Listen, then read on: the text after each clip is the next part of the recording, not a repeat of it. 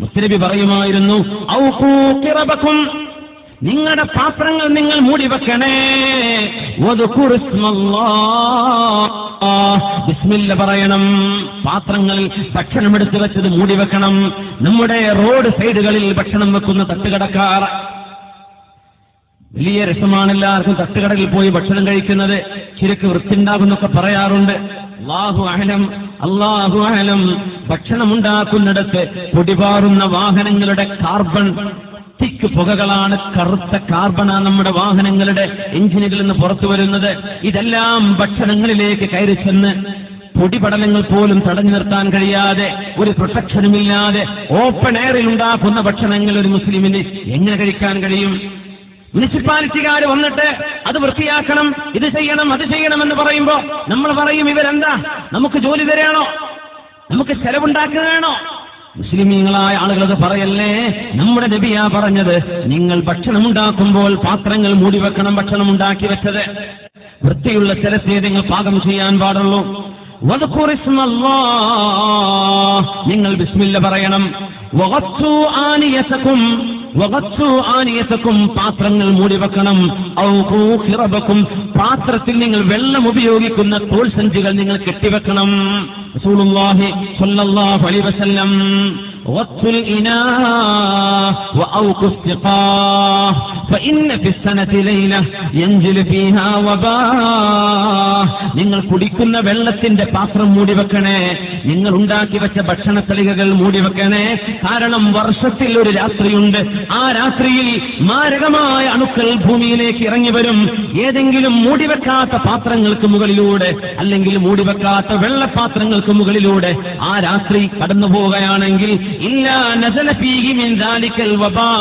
ആ രാത്രിയിൽ മൂടിവെക്കാത്ത ഭക്ഷണത്തിലൂടെ പ്ലാഗ് പോലെയുള്ള പകർന്നു പിടിക്കുന്ന രോഗങ്ങൾ ഉണ്ടാകുമെന്ന് പരിശുദ്ധ റസൂലുള്ളാഹി സ്വല്ലല്ലാഹു അലൈഹി വസല്ലം.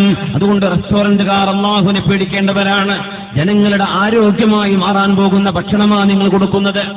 ജനങ്ങളുടെ ഇബാദത്തിന് കാരണമാകുന്ന ഉന്മേഷം കിട്ടുന്ന ഭക്ഷണമാണ് നിങ്ങൾ കൊടുക്കുന്നത്. അവരുടെ ആരോഗ്യമാണ് നിങ്ങൾ കളിക്കുന്നത്.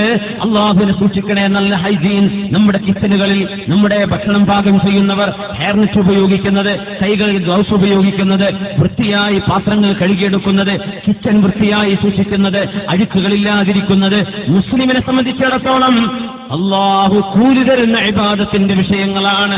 അള്ളാഹിന് കൂലി കിട്ടും. എന്തിനാണിതൊക്കെ? രോഗം വരാതിരിക്കാൻ, രോഗത്തെ പ്രതിരോധിക്കാൻ. നമുക്കിഷ്ടം പോലെ ഡയാലിസ് സെന്ററുകൾ ഇവിടെയുണ്ട്, ഡയാലിസ് കേന്ദ്രങ്ങളുണ്ട്. നമുക്ക് ഫ്രീ ആയിട്ട് ചെയ്തു കൊടുക്കുന്ന എത്രയോ കേന്ദ്രങ്ങളുണ്ട്. കിഡ്നി ചികിത്സ ചെയ്യുന്നത്, കിഡ്നി ശുദ്ധിയാക്കുന്നത്. ആദ്യമായി ആലോചിക്കണേ, നമ്മുടെ വീടുകളിൽ കുടിക്കുന്ന വെള്ളം ശുദ്ധമാണോ? വെള്ളം ശുദ്ധമല്ലാതിരുന്നാൽ കിഡ്നിക്ക് അസുഖം വരും. ശരീരത്തിന് ആവശ്യമായ നല്ല വെള്ളം നമ്മൾ കുടിക്കാതിരുന്നാലും കിഡ്നി തകരാറിലായി പോകും. അതൊന്നും ചെയ്യാതെ രോഗം വന്നാൽ പിന്നെ നമ്മൾ ഓടുകയാണ് ഡോക്ടറുടെ അടുത്തേക്ക്. പ്രതിരോധം ചെയ്യണമെന്ന് ശറഅ് പറഞ്ഞു പരിശുദ്ധ ദീനുൽ ഇസ്ലാം. എന്തുകൊണ്ട് നമ്മളത് ചെയ്യുന്നില്ല?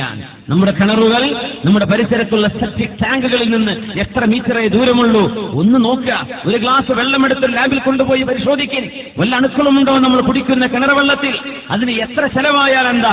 നമ്മുടെ ജീവിതത്തിന്റെ അവസാന കാലത്തിലോ മറ്റോ ലക്ഷങ്ങൾ കെട്ടിവെച്ച് ചികിത്സ നടത്തി അതുപോലും ഫലപ്രദമാവാതെ അള്ളാഹു എന്ന ശരീരം നശിപ്പിച്ച് മരണത്തിന് കീഴടങ്ങുന്നതിനേക്കാളും നല്ലത് ഈ പ്രതിരോധമാണ്. ഇത് പഠിപ്പിക്കുകയാണ് ശറഅ്. സല്ലു അലൻ നബി മുഹമ്മദിൻ വആലി. اللهم صل على سيدنا محمد وعلى آل سيدنا محمد وبارك وسلم عليه. اللهم صل على سيدنا محمد وعلى آل سيدنا محمد وبارك وسلم عليه. ഒരുപാട് സ്വലാത്ത് നമ്മുടെ ഹബീബിന്റെ ഹളറത്തിലേക്ക് എത്തും. അല്ലാഹു എത്തിച്ചു കൊടുക്കട്ടെ. അവിടുത്തെ അല്ലാഹു സന്തോഷിപ്പിക്കട്ടെ.